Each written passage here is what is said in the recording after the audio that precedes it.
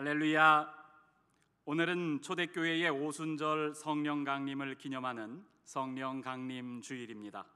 예수님의 제자들에게 임하셨던 성령께서 오늘 이 자리에서 하나님을 예배하는 저와 여러분들에게도 동일하게 임하시는 역사가 일어나길 주님의 이름으로 축원합니다.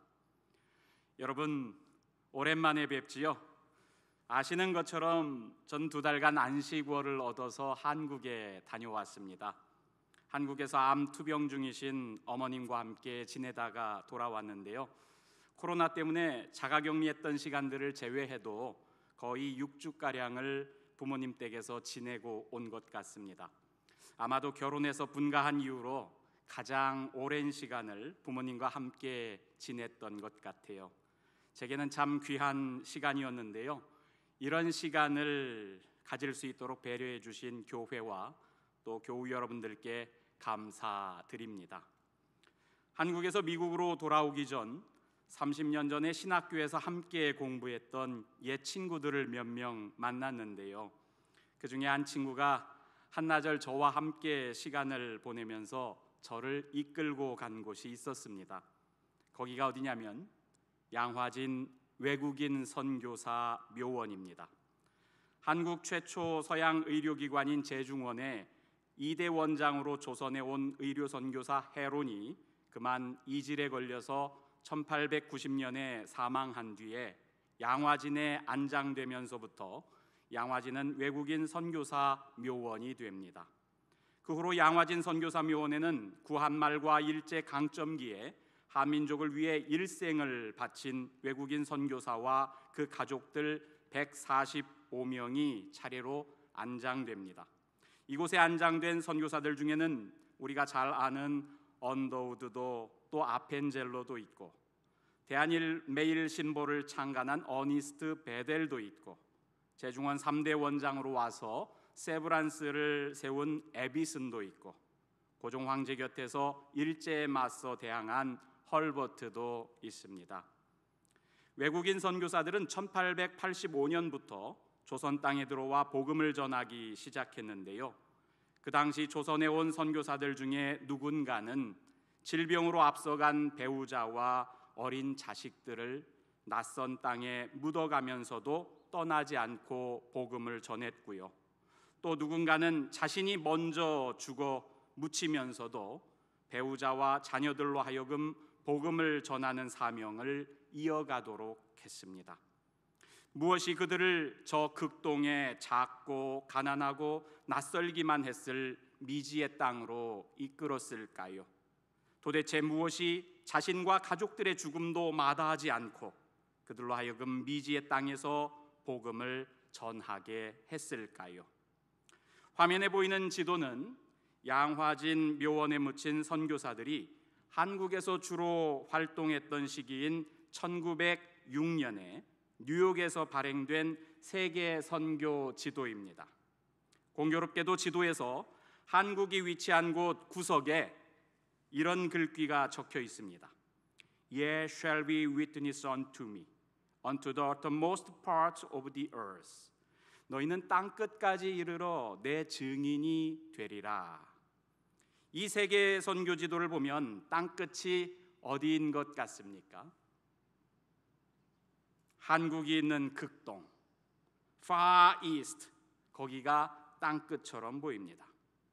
지도에 있는 땅 끝까지 이르러 내 증인이 되리라는 구절은 사도행전 1장 8절 말씀의 한 부분입니다. 같이 읽겠습니다. 오직 성령이 너희에게 임하시면 너희가 권능을 받고 예루살렘과 온 유대와 사마리아와 땅 끝까지 이르러 내 증인이 되리라. 1885년부터 시작해서 구한말과 일제 강점기에 조선 땅에 와서 죽음도 굴하지 않고 삶을 바쳐 복음을 전한 외국인 선교사들은 땅 끝까지 이르러 그리스도의 증인이 된 사람들입니다. 그들이 땅 끝까지 이르러 주님의 증인이 될 수 있었던 것은 사도행전에서 알려주는 것처럼 바로 성령이 그들에게 임하셨기 때문입니다. 성령이 그들에게 임하셔서 그들이 권능을 받고 땅끝까지 이르러 예수 그리스도의 복음의 증인이 된 것이지요. 학생으로, 교사로, 의사로 혹은 가정주부로서 자신들의 나라에서 평범한 삶을 살았던 이들이었는데 성령께서 그들에게 임하신 후 그들은 권능을 받고 멀고 먼 조선 땅에 와서 그리스도의 증인된 삶을 살았습니다. 그곳에서 자신들의 생을 마감하기까지 오로지 죽어가는 영혼들에게 복음을 전하며 구원하기에 힘썼습니다. 성령의 임재는 이처럼 평범했던 사람으로 하여금 그리스도인의 증인이 될 수 있도록 권능을 입혀줍니다. 예수님의 제자들이 바로 대표적인 예가 되잖아요. 대부분의 제자들이 예수의 십자가 앞에서 뒷걸음질 쳐서 도망쳤고 제자인 것을 부인했으며 심지어 예수의 부활조차도 믿지 못했습니다. 그랬던 제자들이 성령의 임재를 경험한 후에는 전혀 다른 모습을 보여줍니다. 두려워 숨었던 자들이 군중들 앞에 나아가 그리스도의 증인이 되어 복음을 선포하기 시작하고 매를 맞아도 옥에 갇혀도 심지어 죽임을 당해도 굴하지 않고 증인된 삶을 이어갑니다. 이렇게 변한 것은 모두 성령의 임재 때문입니다. 예수님께서는 이런 사실을 잘 아셨습니다. 그래서 제자들을 떠나 하늘로 올라가시기 전에 마지막으로 제자들에게 당부하셨던 말씀이 바로 성령이 임하시길 기다리라는 것이었습니다. 누가복음 24장 48절입니다. 너희는 이 모든 일의 증인이라. 내가 내 아버지께서 약속하신 것을 너희에게 보내리니 너희는 위로부터 능력으로 입혀질 때까지 이 성에 머물라. 예수님께서는 제자들에게 예루살렘 성을 떠나지 말고 아버지께서 약속하신 것을 당신이 보내줄 테니 기다리라고 하십니다. 아버지께서 약속하신 것, 당신이 보내줄 것, 바로 성령 하나님이십니다. 예수님께서는 제자들에게 너희가 앞으로 이 모든 일의 증인이 될 것이지만 그러기 위해서 먼저 성령의 임재가 필요하니까 기다리라고 하시는 거예요. 성령께서 강림하셔서 제자들 각 사람에게 위로부터 능력을 덧입혀 주시길 기다리라는 겁니다. 제자인 것을 부인하고 도망쳤던 제자들이 앞으로 복음의 증인의 삶을 살려면 성령의 임재가 필요한 거지요. 복음의 증인된 삶을 산다는 것은 인간적인 다짐으로 될 일이 아닙니다. 성령께서 강림하셔서 위로부터 능력을 덧입혀 주셔야, 권능을 입혀 주셔야 가능한 일이기 때문입니다. 오직 성령이 너희에게 임하시면 너희가 권능을 받고 예루살렘과 온 유대와 사마리아와 땅끝까지 이르러 내 증인이 되리라. 성령께서 오셔야 비로소 모든 것이 시작될 수 있습니다. 제자의 삶도 증인의 삶도 오직 성령이 우리에게 오시고 나서야 가능한 거예요. 예수님께서도 하나님 나라의 복음을 선포하는 당신의 공생애를 시작하실 때 성령께서 먼저 당신에게 임하셨다고 하셨습니다. 누가복음 4장 18절입니다. 주의 성령이 내게 임하셨으니 이는 가난한 자에게 복음을 전하게 하시려고 내게 기름을 부으시고 나를 보내사 포로된 자에게 자유를, 눈먼 자에게 다시 보게 함을 전파하며 눌린 자를 자유롭게 하고 주의 은혜의 해를 전파하게 하려 하심이라. 예수님께서도 성령께서 임하신 후에야 공생애를 시작하셨는데 그 제자들이 성령의 임재를 기다리는 것은 당연한 일이지요. 그래서 제자들은 주님의 말씀을 따라 성령의 임재를 기다렸습니다.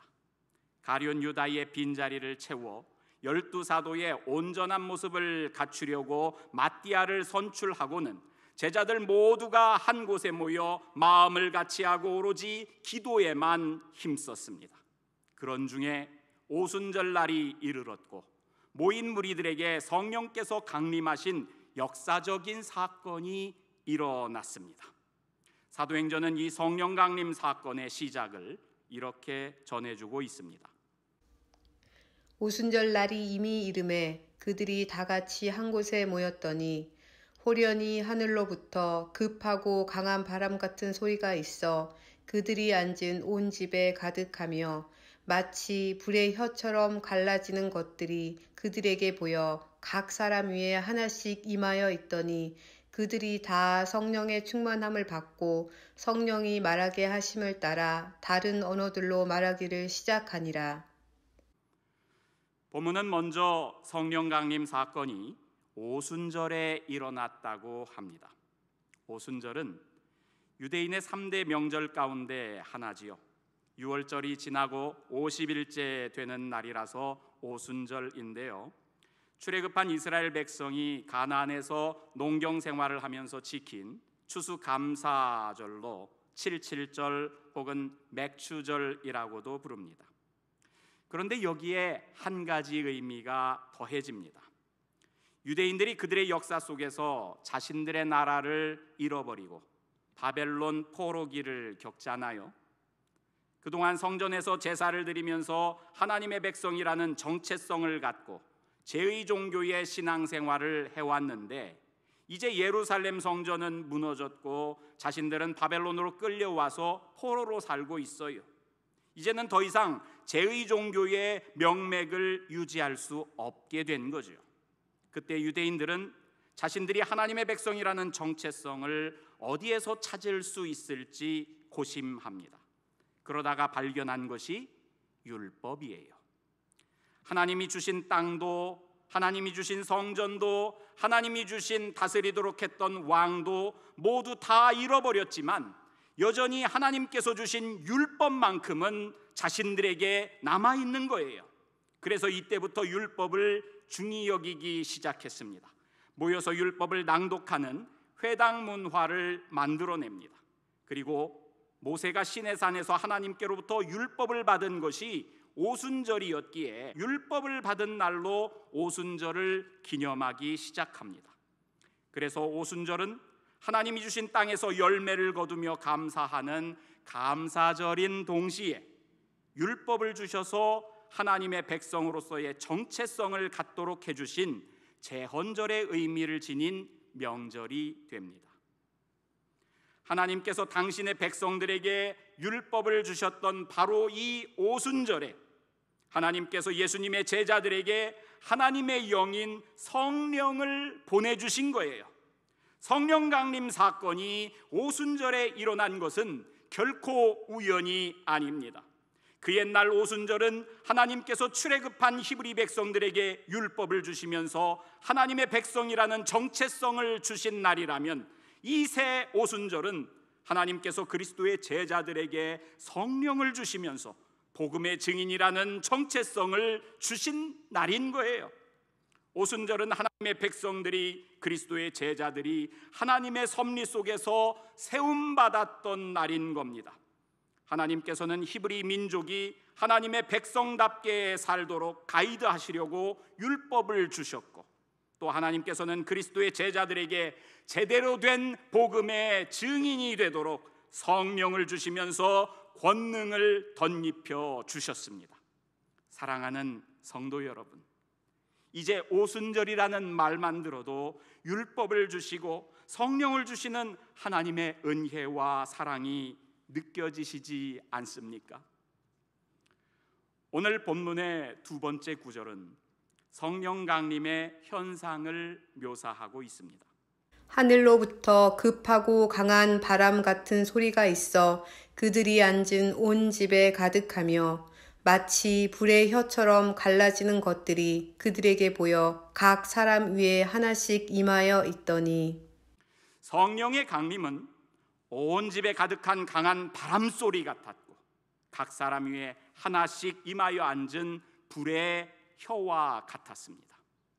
바람과 불은 모두 성령을 나타내는 성경의 상징적인 표현들입니다. 바람은 하나님의 숨으로, 또 하나님의 영으로 함께 쓰이는 단어입니다. 또 불은 하나님의 임재와 능력을 상징하며 거룩한 정화와 또 뜨거운 열정을 나타냅니다. 온 집을 가득 채운 하늘로부터 들려온 급하고 강한 바람 소리는 그곳에 있던 제자들을 사로잡았을 거예요. 거부할 수 없는 바람 소리의 권능에 사로잡혀 있는데 이번에는 자신들 위에 임하는 불이 보입니다. 숯불이 이사야 선지자의 입술을 정화시키듯이 제자들에게 임한 불꽃들은 그간의 부정적인 면모를 불태우고 정화시키기에 충분했을 거예요. 아울러 그들의 심령이 복음의 열정으로 뜨겁게 타오르게 했을 겁니다. 다른 사람들의 마음도 더불어서 충분히 타오르게 할 수 있도록 말이죠.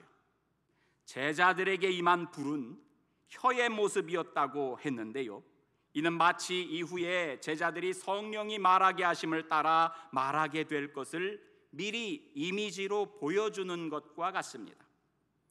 그리스도의 증인이 되어 어디에서든지 누구 앞에서든지 이제 제자들은 성령의 혀로 성령이 하게 하시는 말을 하게 될 겁니다. 여기서 우리가 놓치지 말아야 할 구절 하나가 있는데요, 성령의 불꽃이 각 사람 위에 하나씩 임하여 있더라는 것입니다. 이스라엘 백성이 시내산에서 모세를 통해 하나님께로부터 율법을 받을 때도 우레와 나팔 소리가 크게 있었고 하나님께서 불 가운데 강림하셨습니다. 그런데 시내산의 불은 한 장소에만 내려왔을 뿐이고 하나님은 모세하고만 소통하셨습니다. 그러나 오순절 성령의 불은 각 사람 위에 하나씩 임하여 있었습니다. 하나님의 영이, 성령이 예수 그리스도를 믿는 각자에게 직접적으로 임재하고 소통하시는 거예요. 이것이 예수님께서 당신이 떠나가시고 대신에 성령이 오시는 것이 우리에게 유익하다고 말씀하신 이유이기도 합니다. 이제 성령을 통해 우리는 각자가 하나님의 임재 가운데 사는 은혜를 입은 거예요. 할렐루야, 아멘, 아멘. 오늘 본문 말씀의 마지막 구절은 성령 강림의 결과를 보여줍니다. 그들이 다 성령의 충만함을 받고 성령이 말하게 하심을 따라 다른 언어들로 말하기를 시작하니라. 성령의 충만함을 받았다는 것은 무슨 뜻일까요? 내가 성령을 받아서 그분이나 그분의 능력 한 자락을 소유하는 것이 아니라 내게 오셔서 권능으로 나를 사로잡은 그분께서 나를 온전히 다스릴 수 있도록 내가 그분께 나를 내어드리고 맡기는 것이 성령 충만입니다. 내가 소유하는 것이 아니라 성령께서 나를 소유하는 것이지요. 성령을 받았다, 또 성령 충만, 이런 말을 사용할 때 우리가 주의할 점이 있습니다. 무의식 중에 성령을 사물화하기가 쉽다는 거예요. 은연중에 우리는 성령을 주고받는 물건인 양 생각합니다. 여러분, 성령은 하나님이십니다. 내게 오셔서 내 영과 소통하시고 내 영을 이끄시는 하나님의 영이십니다. 우리가 사도신경의 신앙고백 가운데 성령을 믿사오며 라고 합니다. 살아계신 하나님의 영으로서 내게 오셔서 내 영과 교통하시는 인격이심을 믿는다는 거예요. 내게 오셔서 내 영을 새롭게 하시고 나로 하여금 오늘 여기에서 하나님 나라를 살도록, 영생을 살도록 이끌어 주시고 내 안에서 내가 지금 무엇을 말하고 무엇을 행해야 할지를 가르쳐 주시는 분이라는 것을 믿는다는 말이에요. 오순절에 예수님의 제자들은 성령의 충만함을 받고 성령이 말하게 하심을 따라서 다른 언어들로 말하기 시작했습니다.